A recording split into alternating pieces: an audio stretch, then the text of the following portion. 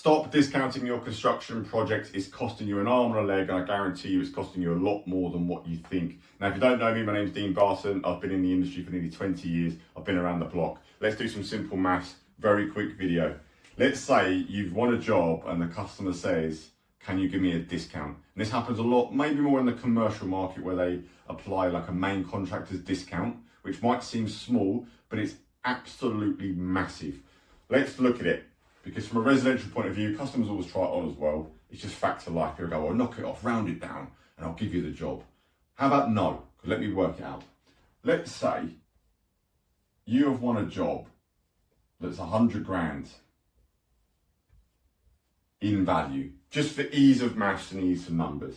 There's a 100 grand job. Now you've got that job there,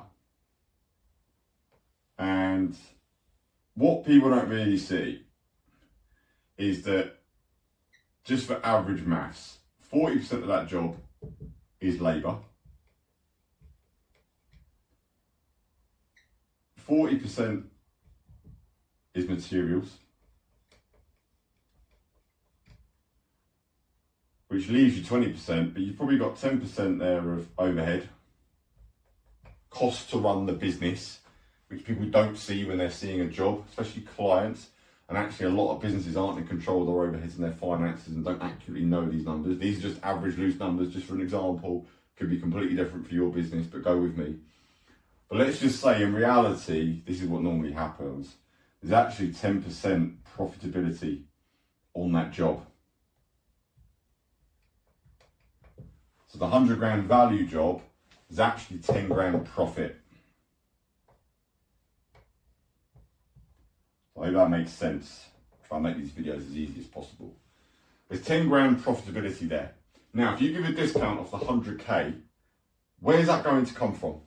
Where is that discount coming from? Because I guarantee you, your labour's not going to give you a discount. It's not going to cost you less. 9 times out of 10, the labour overruns on a project when it's not run correctly. We all know that's facts of life. Materials, maybe you'll save a little bit of money, but you're putting yourself under pressure. It's likely that you're not. It's likely that you're using a subcontractor or a supplier that you use over and over again. You've got agreed rates, you know what the prices are. Unless you shop around and find a miraculous miracle supplier that's going to knock off some money, maybe.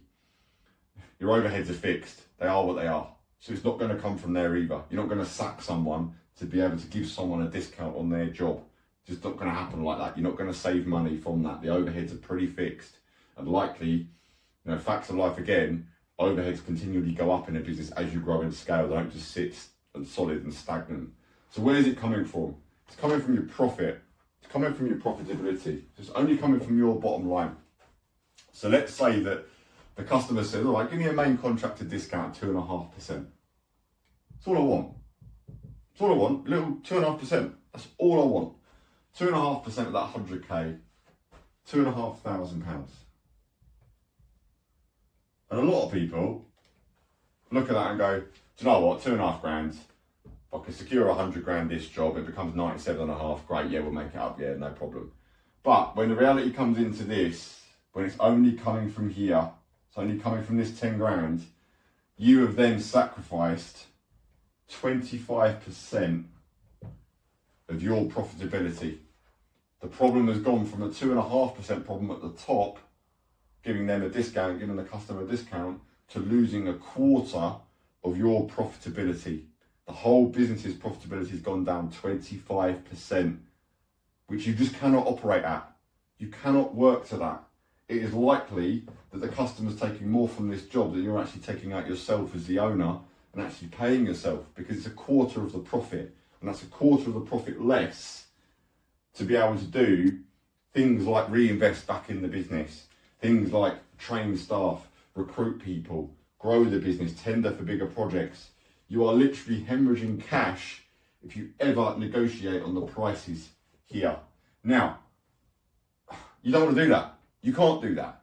Now understand, look, sometimes you need to play a game with customers, and sometimes maybe your smarter move to do would have gone in at 105, knowing the job's 100 grand, knowing that if you get a sense the customer's going to try and negotiate and get a discount, and you go, yeah, I'll knock off 5 grand for you. But because your original price was 100k, so you still win.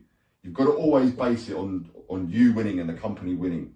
You can't set yourself up for failure because it's costing you an absolute fortune. Play the smart game. If you know someone's likely to want a deal, when you've worked out your costs and your price and you've got margins on, look at the end figure and go, okay, well, let's add a little bit more on and give us wiggle because I think he's going to want the deal. And then you can start from there. But if you start going down, the minute you say I'm going down from this figure, you've already lost. It's come from your profits, cost you an absolute fortune. Waste of time.